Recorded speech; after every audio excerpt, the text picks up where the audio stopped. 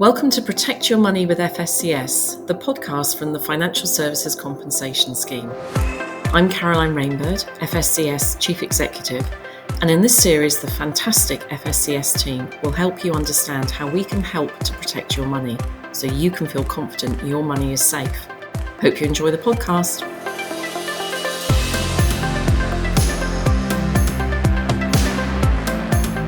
So welcome to the FSCS podcast. I'm Emma Barrow, Head of Communications, and I'm stepping into Jess's shoes today as guest host.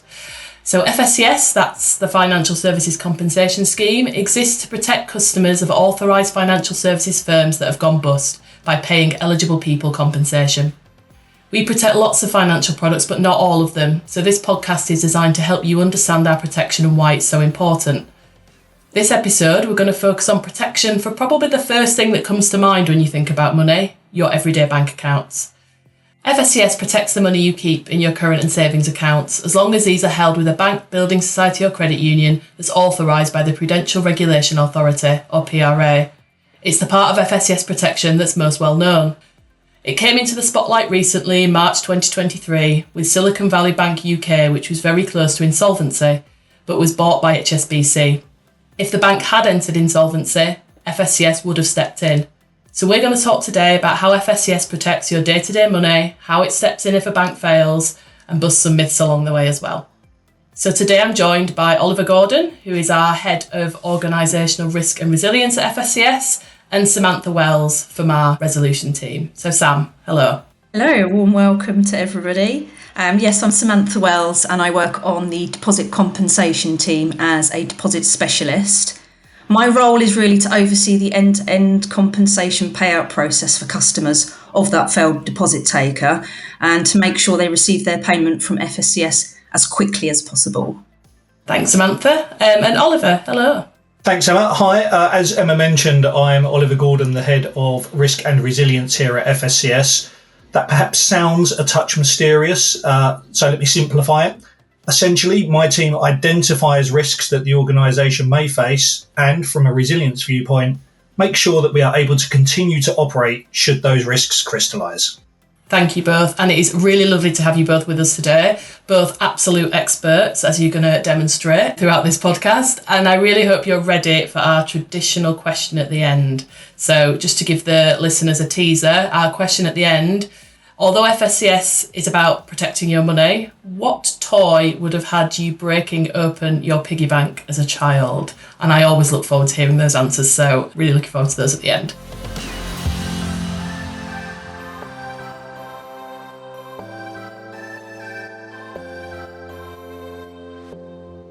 So let's get started. Samantha, let's start with the basics. What do we actually mean by deposits and deposit protection?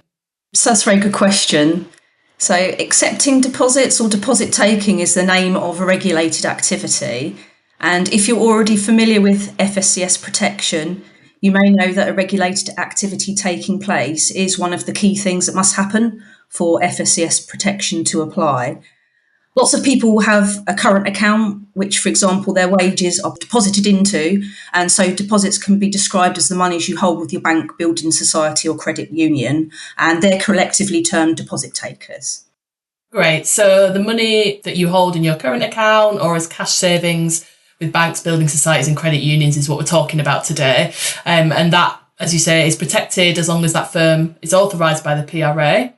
One important thing that we get asked a lot is about limits, and there is a limit of £85,000 per person per banking licence, not per account, which is one of the first myths I think we're going to bust today. So it's important that you know where your money's saved and you know where brands might share a banking licence. That's really important. We do have a handy protection checker on our website, www.fscs.org.uk. You can check your protection on there, but also there are lists of all the firms the PRA regulate on there as well. So Samantha, if the worst happens, how long does it take for FSCS to pay out that £85,000 per person? I'm sure a lot of people will want to know about that. The deposit claim types and timescales for actually paying them are set out in the Depositor Protection Rules by the PRA, that's the Prudential Regulation Authority. A little bit of a mouthful there. This means it's not an aim, but FSCS has a legal obligation to pay within these time frames, and that is that we have 7 days for the claims we call fit for straight through. So that's where we have all the information we need to make the payment straight away. We then have 10 days to pay what we call not fit for straight through claims. And that can be, for example, where customers have moved address and they've not updated the deposit taker with their new details. So we need to trace them first and hopefully locate them at a new address.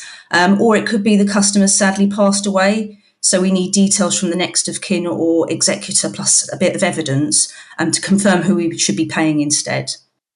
Thanks, Samantha. Jargon as always with this stuff with our fit for straight through and not fit for straight through. But I think the key thing for most people listening to this podcast is typically 7 days is what you're looking at. And I know from practice here that often we actually exceed that and we pay out very quickly where we have the data, which is really good. But as you say, legal obligation is 7 or 10 days typically for most claims. And what about if someone holds more than £85,000 in their account? What does that mean?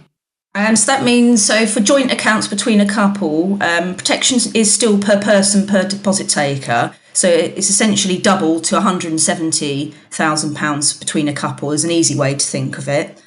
You can, however, have 3 or more joint account holders as well. So you could have business partners who use the account, but it's in their personal names, or small organisations like a sports team or clubs, and they would have the individual protection up to £85,000. You've then got temporary high balance protection for certain life events such as inheritance, large personal injury payouts, or buying and selling your primary residence. And you can find more about that on our FSCS website. And then the protection for temporary high balances is in addition to our standard £85,000 limit, and that's up to £1 million. As it's temporary, it runs for 6 months from the time the money arrives in your account or an account held on your behalf. So that likely be a solicitor's client account as an example. It also only covers what are termed natural persons in legal terms. That means individuals and not companies. Yeah, and I know from seeing some of the inquiries that we get, we do get customers asking quite a lot about what we call THB or temporary high balance claims, and asking, would this situation be covered? Would that situation be covered? And the answer we have to give is we never actually know until a deposit taker fails, and we can look at those specific customer circumstances. But as you say, there's a list of life events that people can look at, and that shows where typically temporary high balance protection would apply. Those claims, though, they can be complicated. And do they take longer if you've got a temporary high balance? Yes, they do. So temporary high balance claims, and there's some other more complex claims we deal with, such as group accounts, which are trust and beneficiaries, can take up to 3 months, although we would aim to deal with these as quickly as possible on receipt of the necessary evidence. And we're actually given longer under the rules to deal with these type of claims because of the data gathering and the assessment needed, which often has legalities to consider as well. So that does take us a bit longer. But as I say, we will try to deal with those as quickly as possible and get those monies to people. Super. Thanks so much, Samantha. So just a couple of key points before we move on to our next sort of section. £85,000 is what you've got as coverage as an individual, as long as the firm is authorised by the PRA, and you can check that on our website. And that is per person, not per account. I think this definitely is one of the biggest myths that we have. So if you have, a lot of people do by habit, they have their current account and some savings accounts with the same bank, the £85,000 would be in total. And you can find, as I say, everything about the limits and temporary high balances are on our website, www.fscs.org.uk. So that's what deposit protection is and how much you have. We're going to give Samantha a little break now. So Oliver, I'd like to ask you, what happens if FSCS does need to step in because a deposit taker has become insolvent?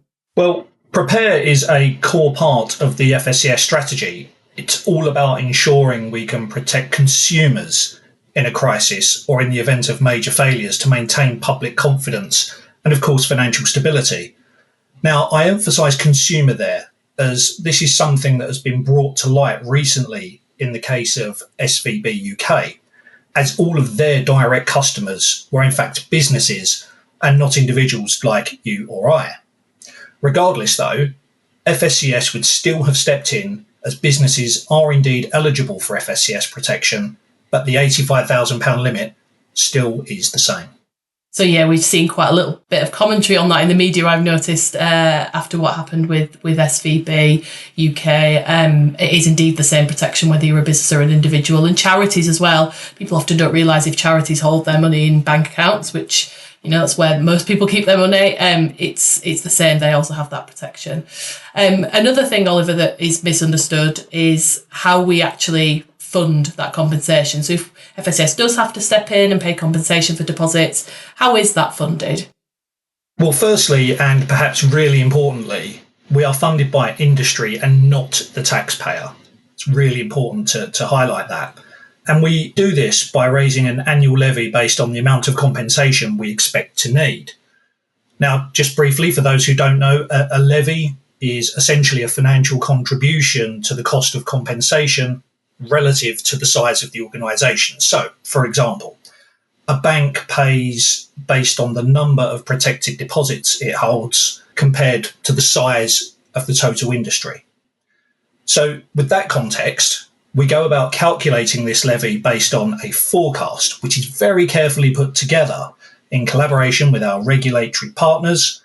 But failure is, of course, hard to predict, as we saw in the case of SVB. And so there are many factors involved. Now, in the event that more funding is required, we can raise a supplementary levy. For deposits, we can raise up to 1.5 billion each year, which is funded by that deposit sector that I mentioned. So that's active banks, building societies, and credit unions. But in order to meet our 7-day payout, we could need that money very, very quickly.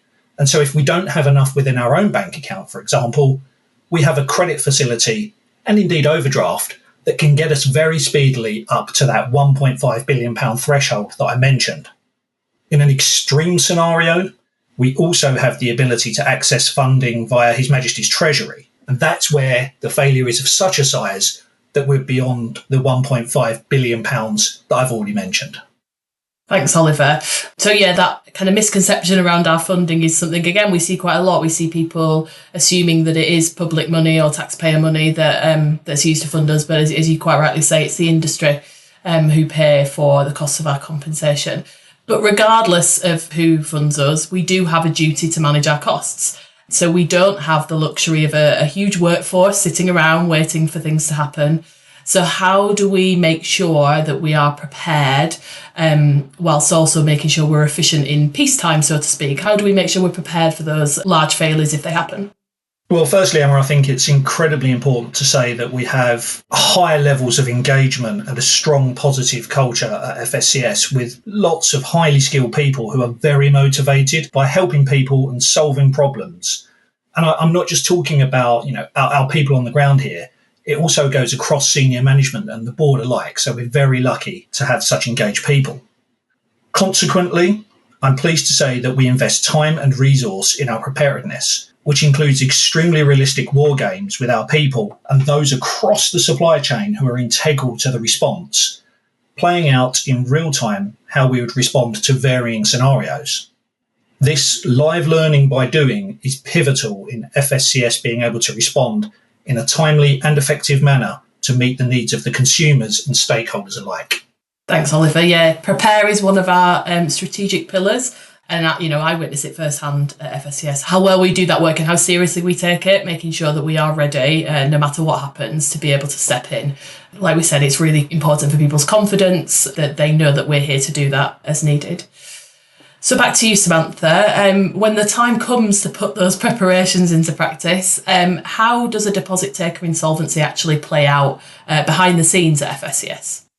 So yeah, you're right as well to what Oliver was saying before, that it is something I care a lot about, deposits, and I put a lot of heart and soul into making sure everything's just so for customers. But in order to sort of go through how insolvency plays out, the first point to note really is the single customer view file, and that contains all of the contact details and balances for customers. So the accuracy of its data is essential for us to pay out customers correctly and quickly. The SEV file removed the need for application forms and evidence some years ago now, so the majority of customers don't need to do anything to receive their compensation from us. It's automatic.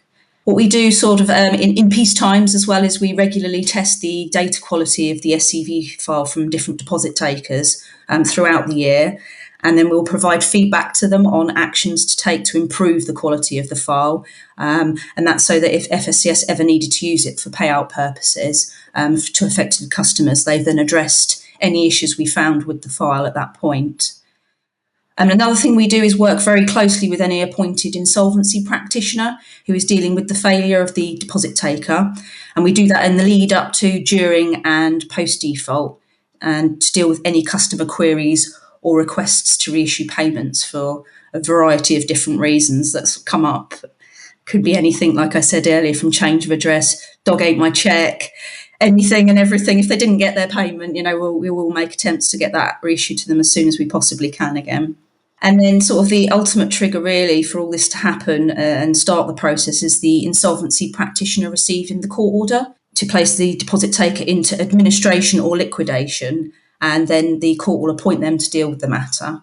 Great. So it is amazing actually, because there's so much that goes on behind the scenes that people don't see. As you mentioned, the SCV file being checked for each firm really regularly throughout every year. We're constantly doing that. And we often call this kind of the invisible effort that goes on behind the scenes at FSCS. The firm is now officially in insolvency. So what happens next? Because I think what happens next is what most people will see.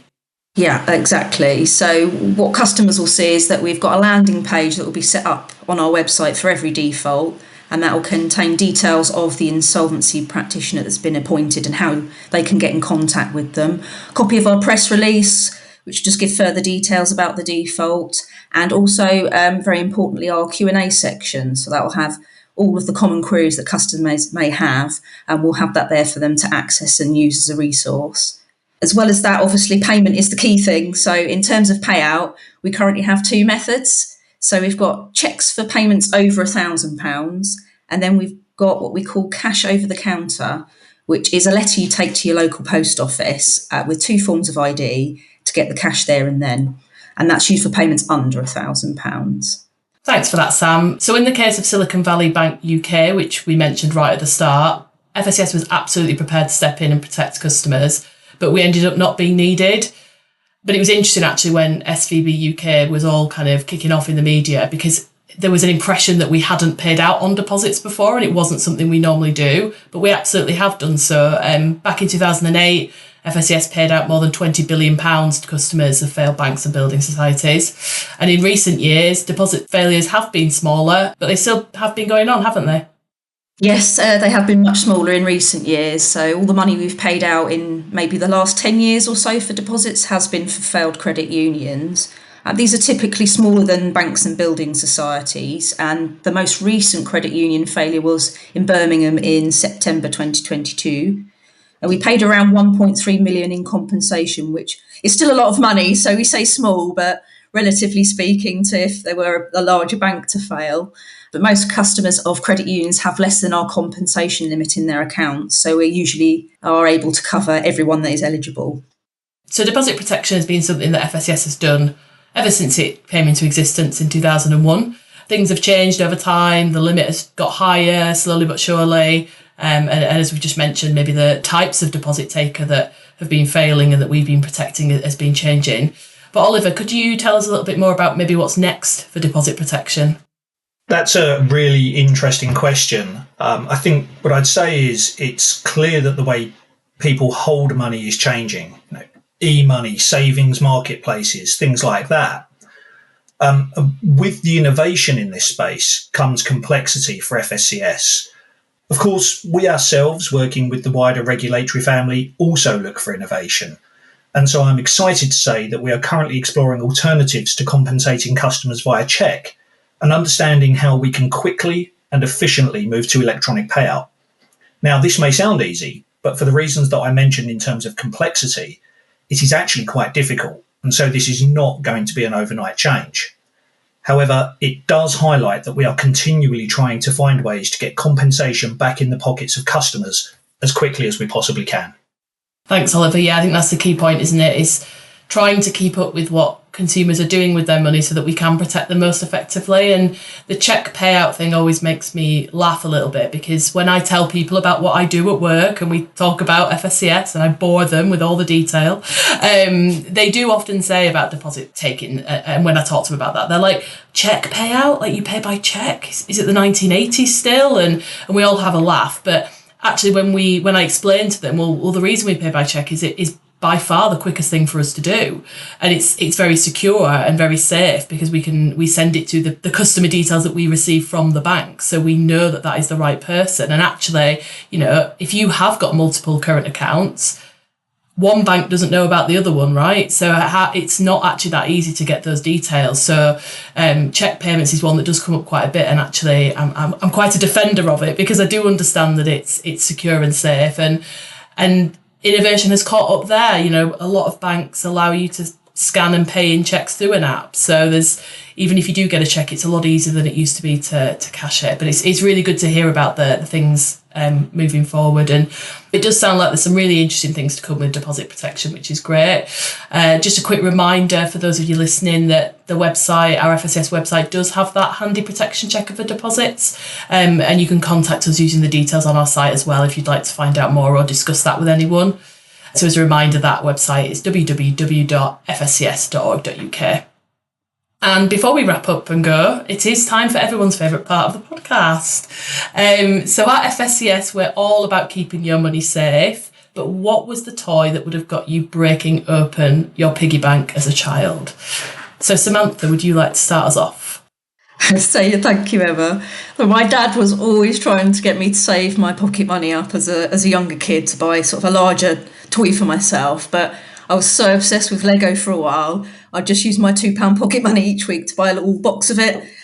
This was back in the late 80s, early 90s, I might add. So, because I doubt you could buy a box of Lego for £2 anymore. So showing my age a little bit there.